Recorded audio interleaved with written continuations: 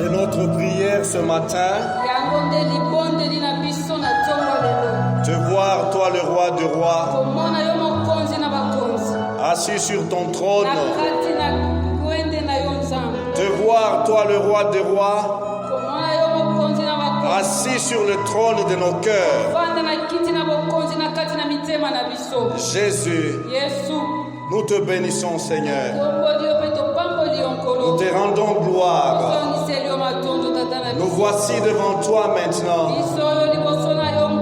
Après t'avoir chanté, après t'avoir loué et adoré, après t'avoir donné nos fardeaux, nous voulons maintenant t'écouter. Parle-nous, Seigneur. Parle à nos cœurs. Parle à notre conscience. S'il te plaît, fais-nous du bien par ta parole. Saisis nos cœurs. S'il te plaît, change nos vies. Transforme-nous, Seigneur, par le moyen de ta parole et par la vertu du Saint-Esprit. Au nom de Jésus. Amen. Amen, amen. Shalom, peuple de Dieu. Nous pouvons reprendre nos places et nous nous saluons à gauche, à droite. Dieu est bon. Il est digne de notre confiance. Et je ne cesserai de témoigner sa bonté lorsque nous nous retrouvons un dimanche comme celui-ci. Eh bien, c'est par sa grâce. Alléluia. Amen. Eh bien, nous continuons notre sous-thème.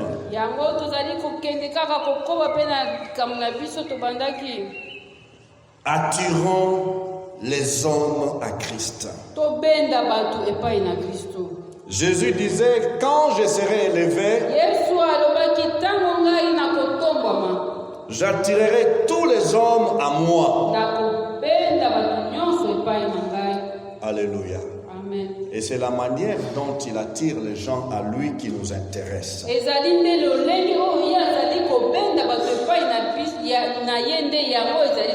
Et nous avons été saisis par cette image d'attirer les hommes à Christ. Non seulement Christ doit attirer les hommes à lui, mais il veut attirer les hommes à travers vous et moi. Shalom. Nous avons ici aujourd'hui besoin d'insister sur une disposition du cœur.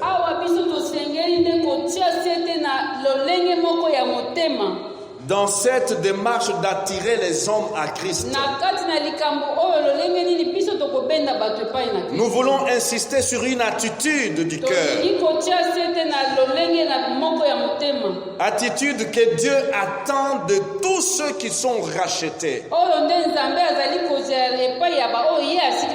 Ceux qui ont accepté de dépendre de lui.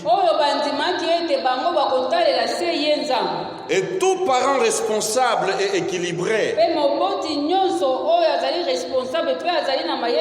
attend de ses enfants cette attitude. C'est même un devoir de chaque enfant. Devoir de l'enfant vis-à-vis de ses parents.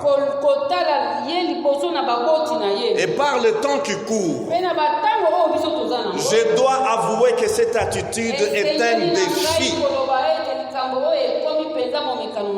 Un défi pour chaque enfant de manifester cette attitude vis-à-vis des parents. Pourquoi? Parce que nous sommes dans le temps de la fin.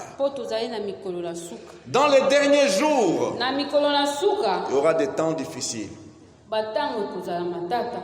Les enfants seront rebelles à leurs parents. Les enfants seront rebelles à leurs parents. dans le jour de la fin.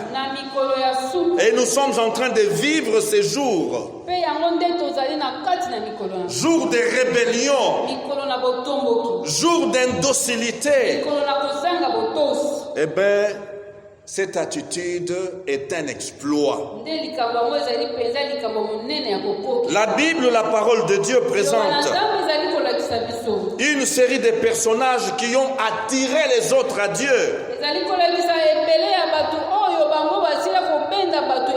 grâce à cette attitude voulue par le Créateur. Notre obéissance à l'appel de Dieu, notre obéissance à l'appel de Dieu attire les hommes à Christ.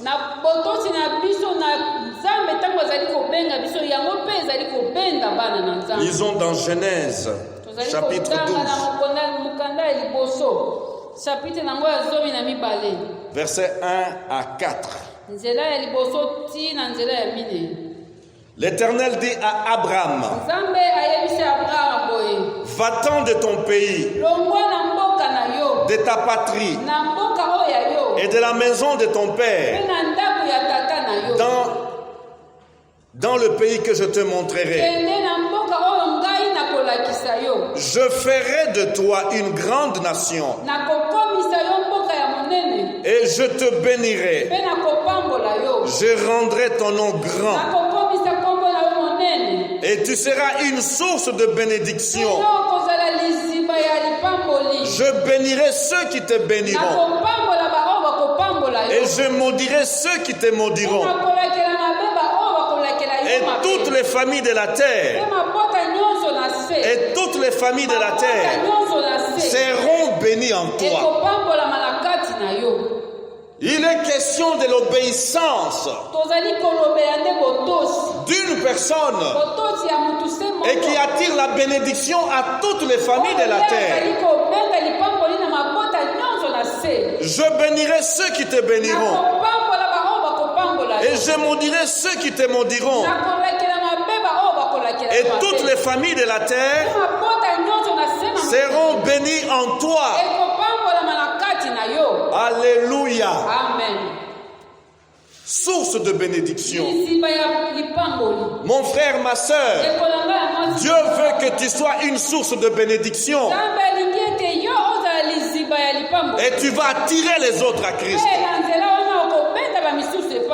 Dieu veut que tu sois, oui, une source de joie. Et les autres seront attirés à Christ. Dieu veut que tu sois une source de paix. Et les autres seront attirés à Christ. Dieu veut que tu sois une source de vie et non de mort. Et alors tu attireras les autres à Christ.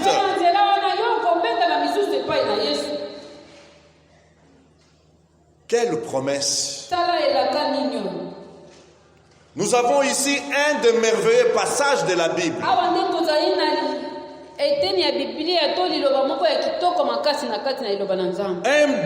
Un des beaux passages de la Bible. Nous l'avons à travers ces lignes que nous venons de lire. Rentrons dans l'époque où ces paroles sont proclamées.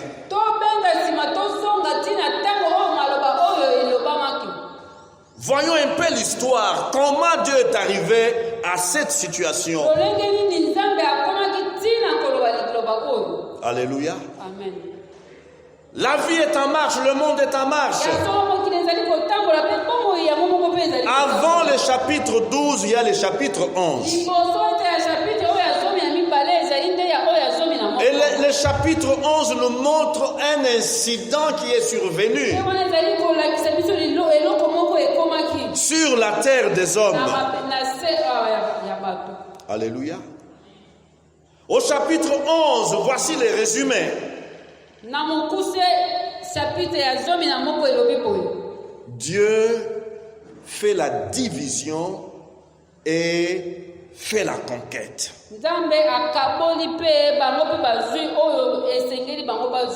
Shalom.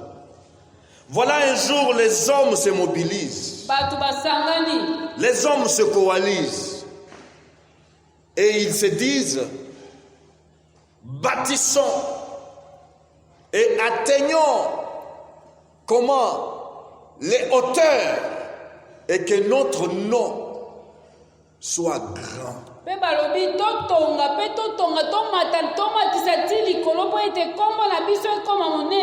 C'est l'entreprise appelée la Tour de Babel. Et Dieu vit les hommes au travail. Ils sont là, comment? Bien concentrés sur le travail. Ils veulent se faire un nom. Ils veulent se faire une grandeur. Mais une chose, cette importance, cette grandeur qu'ils veulent, ils le veulent sans Dieu.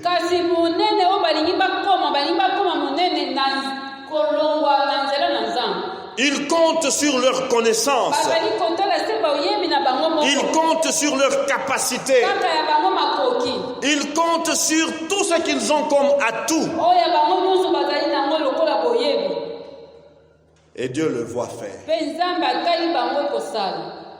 C'est tout simplement de la rébellion que Dieu voit. Et Dieu s'est dit, je vais arrêter cette entreprise. Comment va-t-il arrêter cette entreprise? Dieu va les diviser. Ils avaient un seul langage, ils avaient une seule langue. Et Dieu va leur donner une confusion à travers la langue.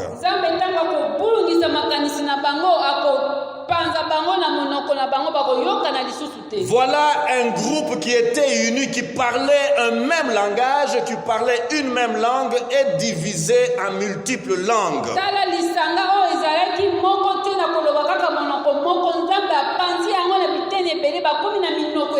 Ils n'arrivent plus à s'entendre. Pas moyen de s'entendre. Celui-ci parle chinois, l'autre parle japonais. Celui-là parle français, l'autre anglais. Celui-là parle Chiluba, celui-là parle Swahili.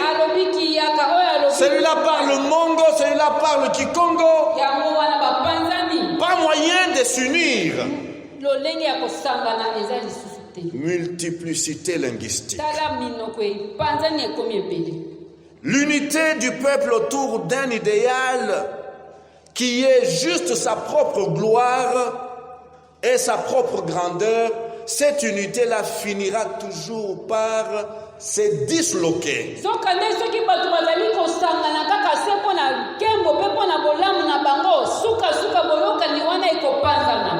Voilà, ceux qui étaient unis sont désormais divisés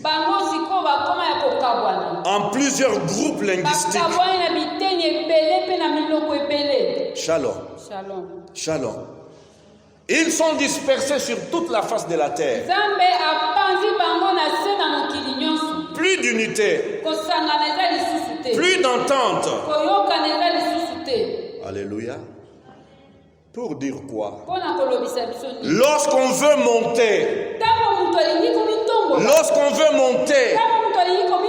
sans dépendre de Dieu, sans associer Dieu, la confusion nous attend. La confusion nous attend. Et qui dit confusion dit quoi? Les désordres, les chaos et l'anarchie. Shalom, shalom.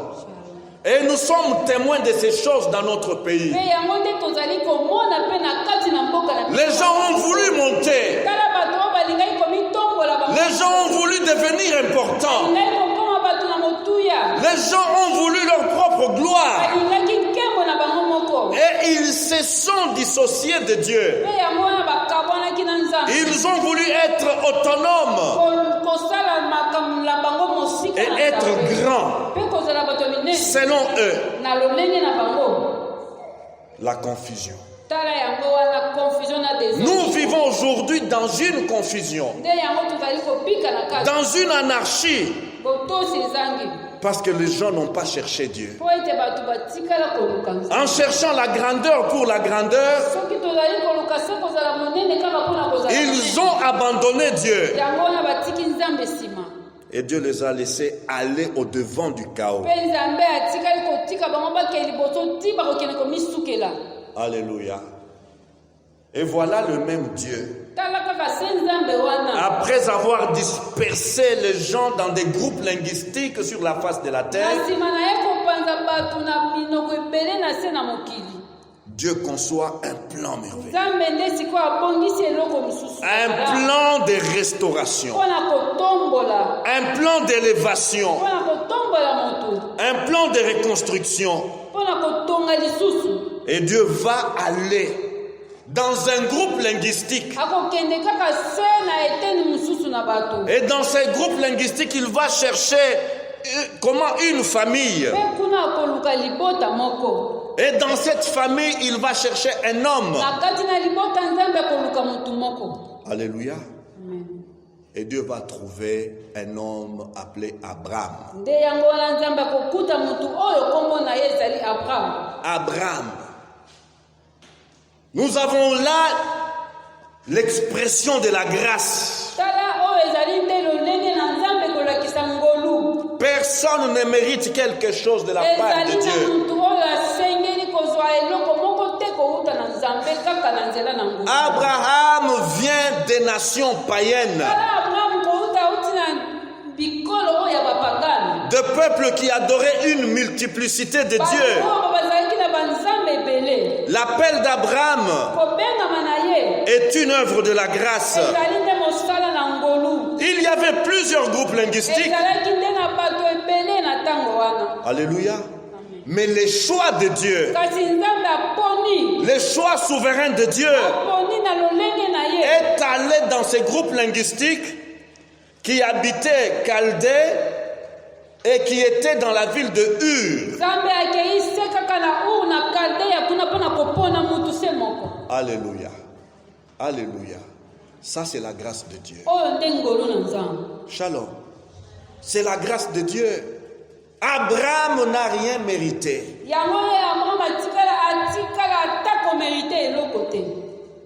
Gloire à notre Dieu. Combien il parcourt encore des groupes. Et il appelle et il continue à appeler. Et pendant que nous parlons ici, Dieu appelle. Voyons un peu cet homme appelé Abraham. Que peut-on dire de cet homme? Nous avons dit son nom d'origine, c'était Abraham, qui signifie Père élevé. Alléluia.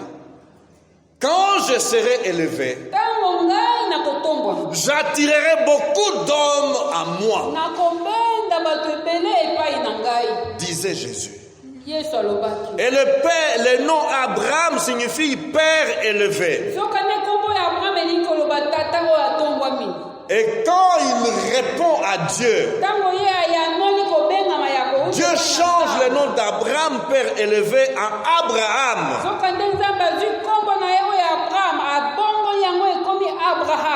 qui signifie Père des multitudes.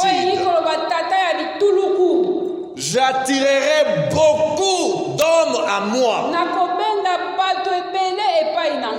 J'attirerai tous les hommes à moi. Et Abraham signifie le père des multitudes. Alléluia. Genèse 17:5. On ne t'appellera plus Abraham, mais ton nom sera Abraham, car je te rends père d'une multitude de nations.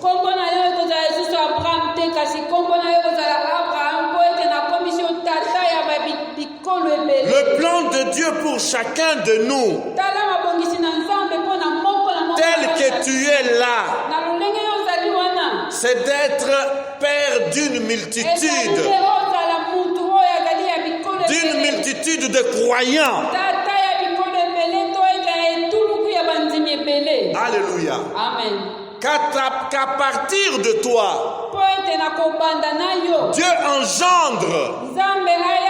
Dieu engendre des chrétiens et des chrétiennes. Alléluia. Abraham, quand est-ce qu'il est né cet homme?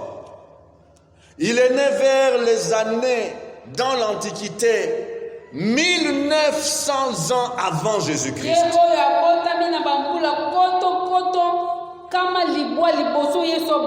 Shalom. Shalom. Avant Jésus-Christ. On peut abréger 2000 ans avant la naissance de Jésus.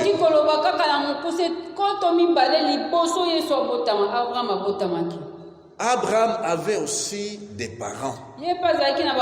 Son père s'appelait Terah. Genèse 11, verset 26. Alléluia. Je dis ces choses pour que nous puissions saisir que tout ce que la Bible nous dit s'est passé sur cette terre des hommes.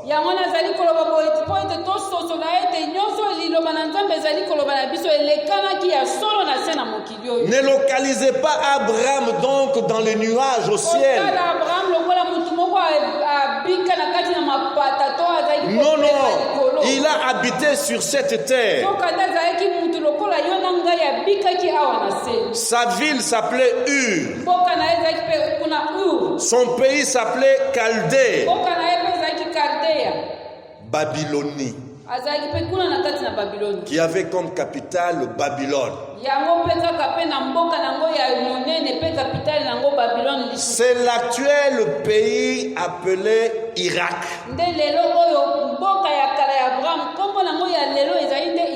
Shalom. Abraham vient de l'Irak.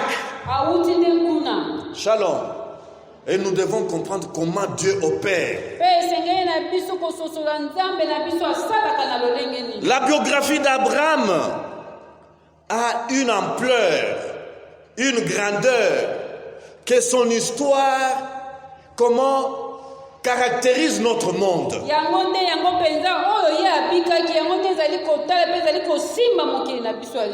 Donc Abraham est une pièce maîtresse au sein de l'histoire du monde.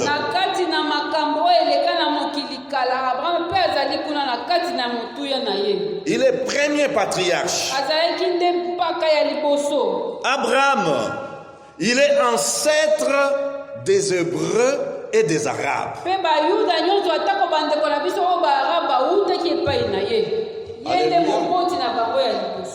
C'est d'Abraham que tire leur origine et les Hébreux et le peuple arabe.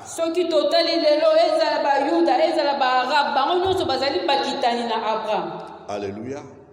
Et vous voulez bien apprendre l'histoire de cet homme, prenez votre Bible, lisez des Genèse 11 à 25.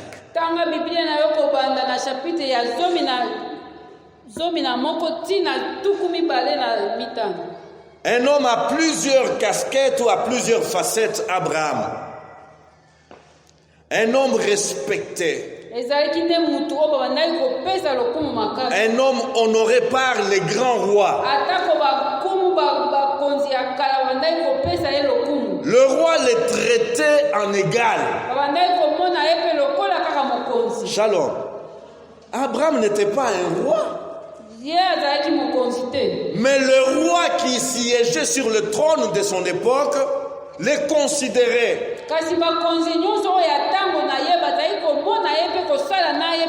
Mon ami, lorsque Dieu t'élève, tu seras considéré. Alléluia. Il n'était pas voté Abraham. Il n'était pas un élu. Mais la grâce de Dieu était sur lui. Et c'est cette grâce-là qui lui a conféré la grandeur. Alléluia. Amen. Abraham était un homme d'affaires. Alléluia. Il était un homme d'affaires. Il avait le talent de faire les affaires. Alléluia. Abraham était un mari et un tendre mari. Un mari aimant sa femme. Toujours prêt à donner à sa femme ce qu'elle demandait. Alléluia. Alléluia. Oh, que Dieu nous aide, nous enfants de Dieu. Que Dieu vous prépare, vous les jeunes gens célibataires. De manière que lorsque vous serez mariés, vous serez des maris responsables. Et que vous soyez des maris aimants. Alléluia. Mais Abraham a une autre qualité. Il était un brave guerrier. Nous le voyons comment composer une armée. Et s'en va libérer son neveu Lot. Abraham, un intercesseur. Alléluia. Amen. Intercesseur. Nous le voyons se battre à genoux pour Sodome et Gomorrhe.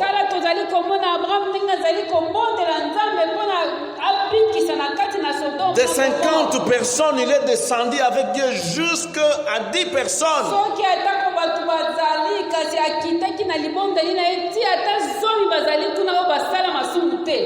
Et c'est cet homme que Dieu choisit. Dieu appelle. Et comment il fait alliance avec lui. Shalom. L'alliance avec Dieu. C'est cela la foi chrétienne. Oui, en venant à Christ, nous sommes entrés en alliance avec Dieu. Et nous avons besoin de discerner cette alliance avec Dieu. L'alliance, c'est quoi? Et c'est une union contractée par engagement mutuel. Une union. Pas division. Mais union. Nous nous convenons, nous nous allions. Et Abraham et Dieu se sont unis. Dieu s'engage vis-à-vis de lui. Je ferai de toi un grand. Alléluia. Amen. Je ferai ton nom deviendra grand. Et tu seras père de multitudes. Voilà l'engagement de Dieu. Abraham n'a pas demandé. Abraham n'a pas supplié Dieu. Non, frères et sœurs, nous n'avons pas besoin de crier à Dieu, donne-moi d'être grand, donne-moi d'être important, donne-moi d'être riche.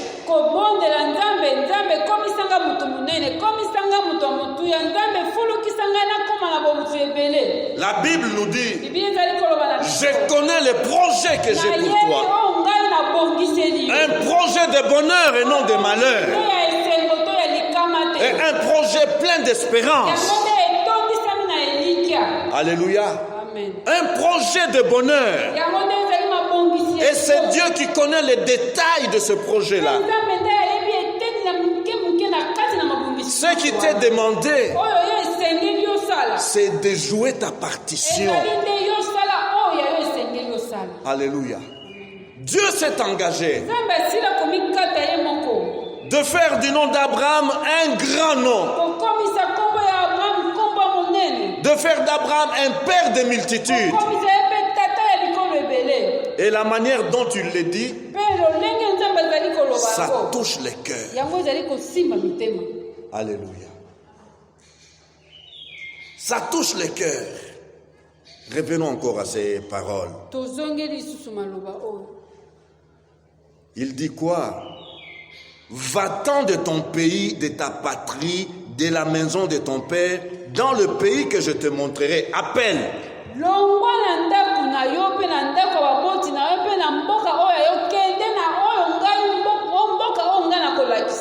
Et l'engagement que Dieu prend dans cette alliance, c'est lequel?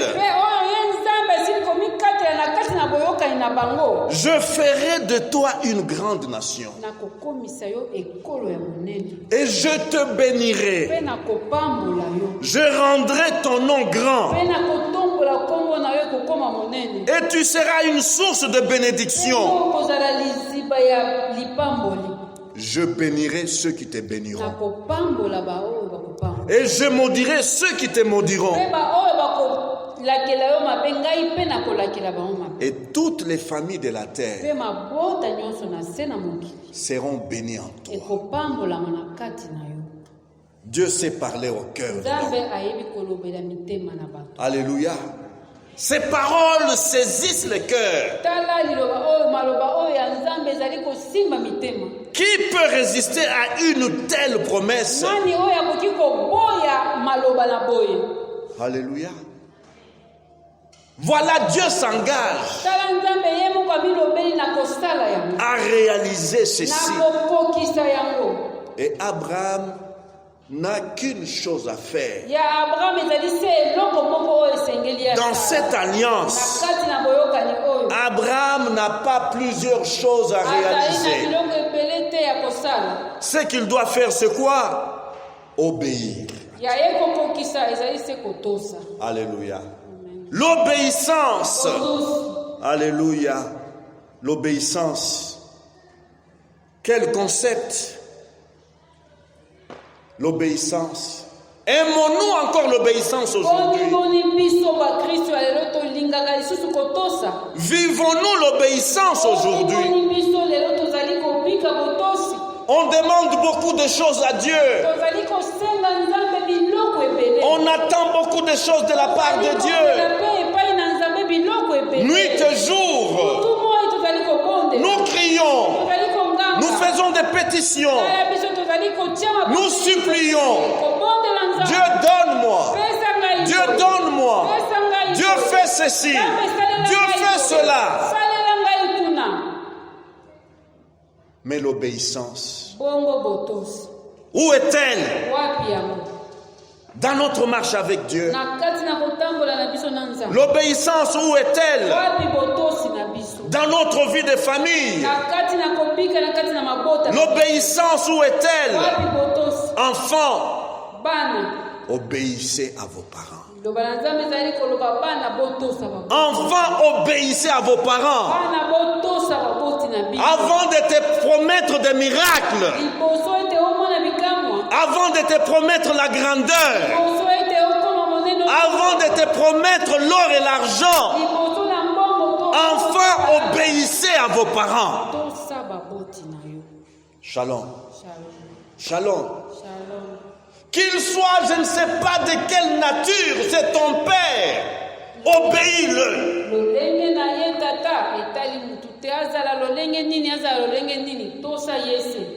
Qu'elle soit, je ne sais pas de quelle nature, c'est ta maman. Obéissance. Que tu aies des diplômes, des niveaux, des degrés que maman n'a pas eu. L'obéissance. Shalom. Où est l'obéissance aujourd'hui parmi nous, enfants de Dieu? Le verbe obéir, c'est un verbe clé. Mais il pose tant de problèmes à la race humaine. Dès sa petite enfance, l'homme manifeste déjà sa nature rebelle et sa désobéissance. C'est un défi que de vivre une vie d'obéissance aujourd'hui. Obéir à quelqu'un, c'est se soumettre à lui. C'est se soumettre à lui. s'est placé sous son autorité en se conformant à ce qu'il nous ordonne. Shalom. Shalom. C'est être soumis à sa volonté. Obéir, c'est le synonyme de céder, de fléchir, se plier. Enfants, apprenez à céder devant l'autorité des parents. Encore faut-il que les parents se conduisent selon le Seigneur. Obéir, c'est se conformer à la volonté.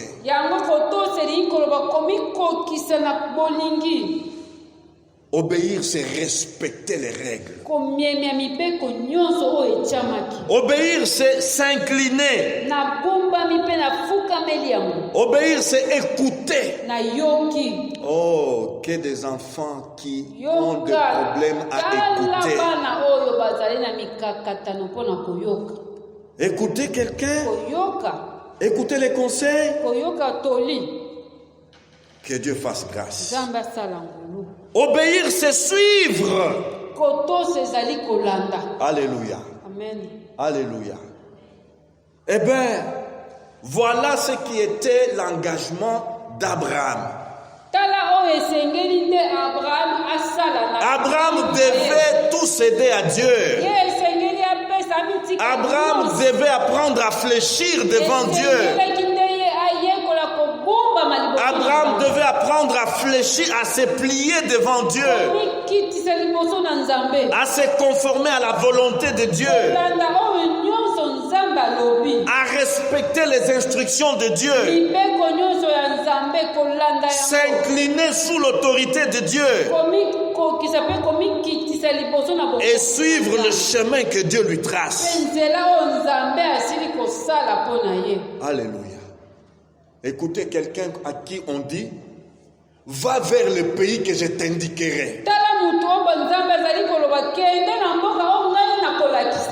Le pays que je t'indiquerai. Il ne connaît pas le chemin de ce pays. Il ne connaît pas la route qui conduit vers ce chemin-là.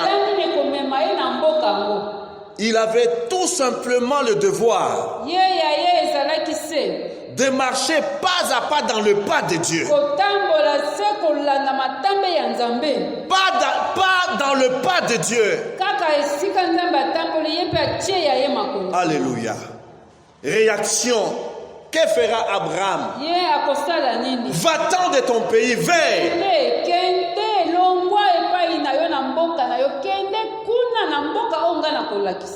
Et c'est que l'obéissance d'Abraham m'apprend encore ceci. Obéir, c'est faire immédiatement. Faire complètement et volontairement ce qui est demandé en suivant les consignes. Alléluia. Alléluia. Voilà la marche vers la grandeur. Voilà la marche vers l'élévation. Voilà la marche vers la montée. C'est marcher dans l'obéissance vis-à-vis de Dieu. Dieu te dit, va-t'en, tu obéis et tu pars.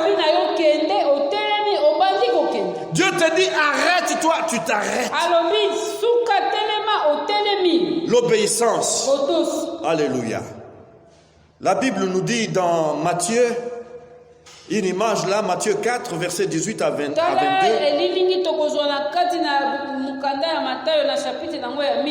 Comme il marchait le long de la mer de Galilée, il vit deux frères. Simon appelé Pierre et André son frère, qui jetaient un filet dans la mer, car ils étaient pêcheurs. Verset 19. Il leur dit, suivez-moi et je vous ferai pêcheurs d'hommes. Verset 20. C'est là le plus important. Aussitôt, ils laissèrent le filet et les suivirent. Aussitôt, ils laissèrent le filet et les suivirent. De là, étant allé plus loin, il vit deux autres frères, Jacques fils de Zébédée et Jean son frère, qui étaient dans une barque avec Zébédée et qui réparaient leur filet. Il les appela et aussitôt ils laissèrent la barque et leur père et les suivirent. L'obéissance. Alléluia. L'obéissance. L'obéissance à Dieu, l'obéissance à Christ est le préalable de la montée.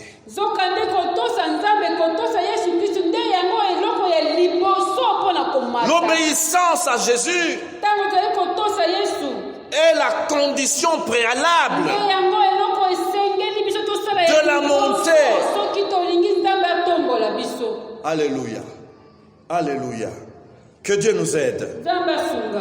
L'obéissance à l'appel de Christ attire beaucoup d'hommes à Jésus. L'obéissance à l'appel de Jésus attire beaucoup d'hommes à Christ. Mon frère, ma soeur, prends conscience de l'appel de Christ sur ta vie. Peu importe ton âge, peu importe donc, je ne sais pas, ton degré académique, l'important c'est l'appel qui est sur ta vie. Alléluia. Alléluia.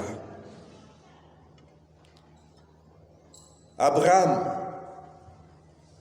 lorsque Dieu l'appelle, qu'est-ce qu'il a vécu? Imaginez, il a abandonné ses parents. Il a abandonné ses amis d'enfance. Il a abandonné les meilleures conditions de vie. Il a abandonné les connus. Il est allé dans un monde inconnu. Un monde inconnu. Ce qui importe pour lui, j'obéis. J'obéis d'abord. Connaître comment, quelle sera ma maison, connaître peu importe tout cela, j'obéis à la voix de celui qui m'a appelé. Frère, et quand on obéit à l'appel de Dieu, et quand on obéit à la voix de Dieu, il y a quelque chose qui se passe. La paix et la joie profonde. La paix et la joie profonde. La paix et la joie non pas parce que tu as beaucoup de choses que tu aimes. Non. Je suis dans l'alliance. Je suis dans l'alliance. Et j'accomplis ma part de l'alliance. Et quand j'exécute ma part de l'alliance, Cela me procure la joie. Cela me procure la paix. Je n'ai jamais vu un enfant qui a fait la volonté de son père et être malheureux. Je n'ai jamais vu un enfant qui a suivi l'instruction de papa, qui a suivi l'instruction de maman et se sentir malheureux, misérable. Non, il y a la joie. Alléluia. Alléluia. La Bible nous dit, Hébreux 11, verset 8. C'est par la foi qu'Abraham, lors de sa vocation, lors de son appel, obéit. Alléluia. Obéit et parti pour un lieu qu'il devait recevoir en héritage.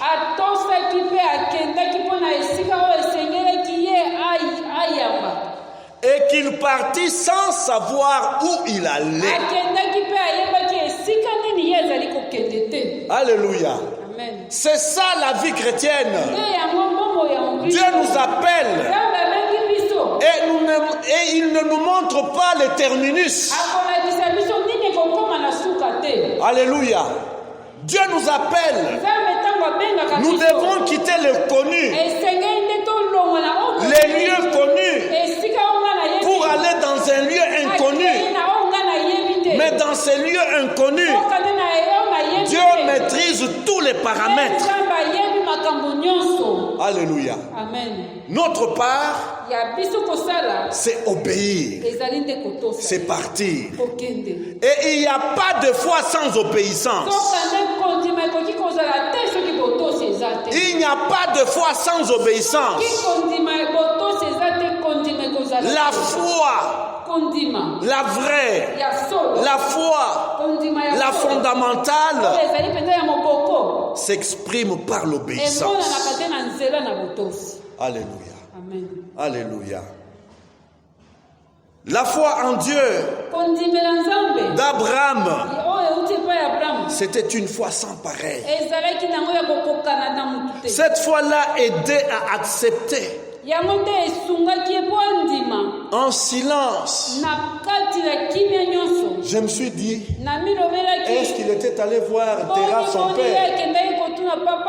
Papa, voilà ce que je viens d'entendre.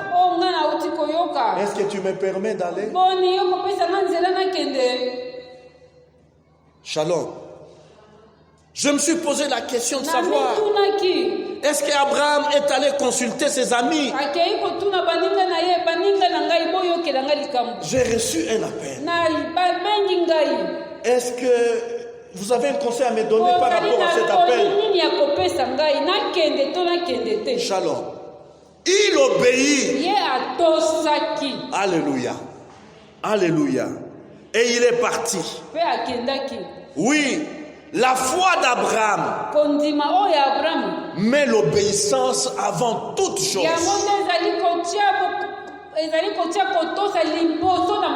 Dans Genèse 22, versets 1 et 2, il est dit, après ces choses, Dieu mit Abraham à l'épreuve et lui dit, Abraham, et il répondit, me voici. Dieu dit, prends ton fils, ton unique, celui que tu aimes, Isaac, va-t'en au pays de Moridia. Abraham reçoit toujours les va-t'en.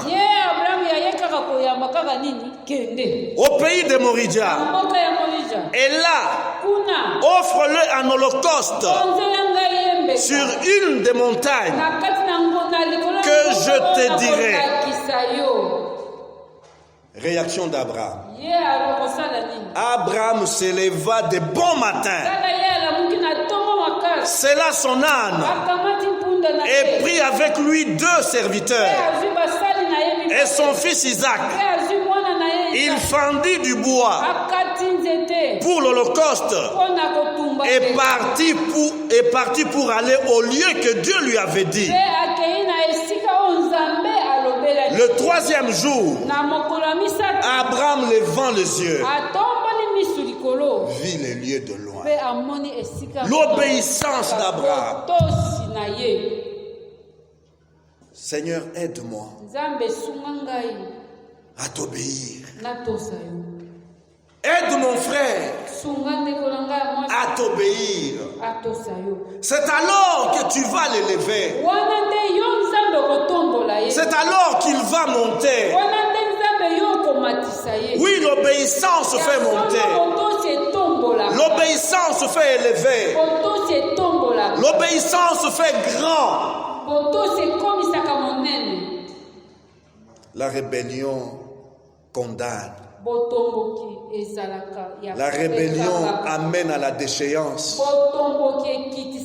La rébellion amène à la misère.